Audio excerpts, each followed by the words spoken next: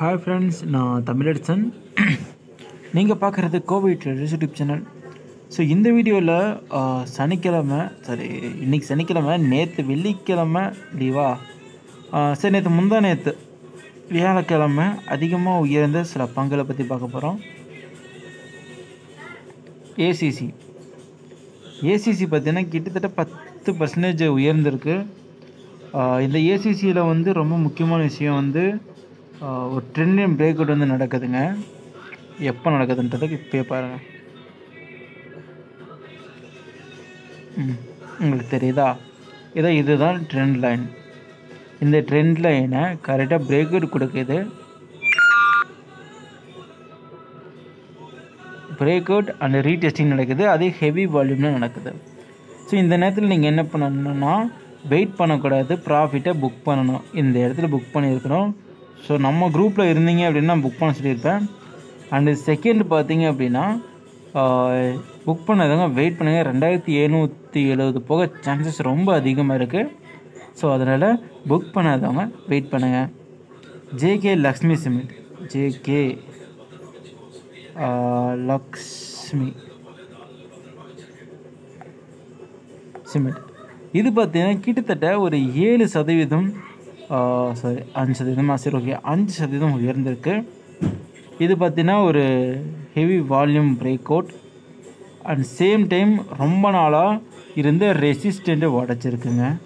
இங்கே பாருங்களேன், டிசம்பர் 2022 அப்போது வந்தது, ஜனவரி மாதம் உடைக்குது. கிட்டத்தட்ட ஒரு வருஷம் ஷேர் வந்து அதே ரெசிஸ்டண்ட்டில் வந்து இருந்த காரணத்தினால ஷேர் இப்போ ஹெவி வால்யூமில் பிரேக் அவுட் கொடுத்துருக்கு. ஸோ மேபி ஷேர் வந்து அப்படியே கொஞ்சம் கீழே வந்து ரீடெஸ்டிங் நடந்துச்சுன்னா பை பண்ணிடுங்க. பை பண்ணி ப்ராஃபிட்டை எடுக்க பாருங்கள். இந்த வீடியோ பிடிச்சிருந்துச்சுன்னா லைக் பண்ணுங்கள். நம்மளுடைய டெலிகிராம் குரூப்பில் ஆட் ஆகலாம்னா தயவு செய்து சர்ச் பண்ணி ஆட் ஆகிக்கோங்க.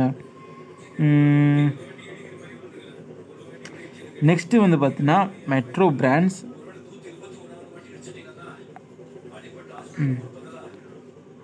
மெட்ரோ பிராண்ட் பார்த்தீங்கன்னா கிட்டத்தட்ட 9 ரூபா 50 பைசா இருக்குது. ஸோ 50% ஏறி இருக்குது.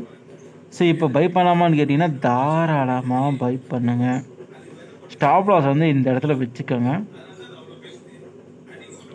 1055 வந்து ஒரு ஸ்டாப் லாஸ் வச்சுட்டு நீங்கள் வந்து வெயிட் பண்ணிங்கன்னா ஷேர் வந்து கிட்டத்தட்ட ஒரு 2 மாதத்தில் 1446 ரூபா போக சான்சஸ் இருக்குது. இந்த 2 மாதத்தில் இவ்வளோ ரிட்டர்ன்ஸ் கொடுக்கணும். அப்போது அது வந்து லாபமானு கேட்டிங்கன்னா லாபம் தான். கிட்டத்தட்ட அது வந்து 22%. சரிங்களா? ஸோ அந்த 22%க்காக நீங்கள் பை பண்ணி ஹோல்டு பண்ணலாம், தப்பே கிடையாது. பட் ஸ்டாப் லாஸ் உங்களுக்கு ஓகேனா மட்டும் பை பண்ணுங்கள். அதுக்கு முன்னாடி பை பண்ண வேண்டாம். ஃபேக்ட் அப்படின்னு ஒரு கம்பெனிங்க. இந்த ஷேர் பார்த்தீங்கன்னா ஒரு நல்ல உயர்வை வந்து கண்டிருக்கு. எனக்கு தெரிஞ்சு ஃபேக்ட் வந்து நான் 200 ரூபா சம்திங் ரேஞ்ச் வந்து நான் பார்த்துட்ருக்கேன். ஏறுமா ஏறாதான்னு பார்த்துட்டு இதெல்லாம் நான் ஒதுக்கி விட்ட பங்கு அப்படின்னு சொல்லலாம். இதெல்லாம் ஏறாதுங்க, இது எங்கே வாங்கிக்கிட்டே அப்படின்னு நான் பார்த்த பங்கு தான் ஃபேக்ட்டு. ஆனால் இன்றைக்கி அந்த மாதிரி நம்பக்கூடாதுன்றத ரொம்ப தெளிவாக காமிச்சிருக்கு. பட் இது வந்து கட்டுன்னு வந்த உயர்வுன்றதை நான் சொல்ல மாட்டேன். அதை நான் எப்போயுமே சொல்ல மாட்டேன். காரணம் வந்து இங்கே பாருங்கள், பிரேக் அவுட் அவர் அதை தாண்டி போகுதுன்னா இங்கே ஒரு பிரேக் அவுட். அதுக்கு முன்னாடி ஏதோ பிரேக் அவுட் நடந்துச்சா அப்படின்றத பார்ப்போம். ரொம்ப முக்கியமான விஷயம், நீங்கள் உங்களால் இப்படி வரைய முடியுது அப்படின்னு என்ட்ராக வேண்டாம். பிகாஸ் இந்த மாதிரி வரைஞ்சதுக்கப்புறம் சில முடிவுகள் வந்து நம்ம எடுக்கணும். எப்போ எந்த நேரத்தில் பை பண்ணலாம், என்ன பேட்டர்ன். ஸோ இது பார்த்தீங்கன்னா இது வந்து இந்த இடத்துல 2 பேட்டர்ன் இருக்குது. ஒன்று வந்து இது வந்து பீரிஷ் பேட்டர்ன். இப்படி வந்துச்சுன்னா ஷேர் கீழே போகுன்னு அர்த்தம். அப்புறம் மேலே பெரிய விக் வந்தாலும் ஷேர் கீழே போகுன்னு அர்த்தம். ஆனால் இந்த இடத்துல ஒரு என்கல்ஃபிங் நடக்குது பார்த்தீங்களா? ஸோ இது வந்துச்சுன்னா மேலே போகுதுன்னு அர்த்தம். ஸோ இப்போது வெறும் இந்த பேட்டர்ன் வரைது மூலமாக ப்ராஃபிட் எடுக்கலாம்னு பார்த்தீங்கன்னா கண்டிப்பாக முடியாது. பிகாஸ் உங்களுக்கு வந்து இது ஃபெயில் பண்ணிவிட்ரும். நீங்கள் பண்ணுறது கரெக்டான உங்களையே வந்து டவுட் பட வச்சிடும். ஸோ அந்த மாதிரி. ஸோ அதுக்கப்புறம் ஷேர் படுன்னு மேலே வந்திருக்கு.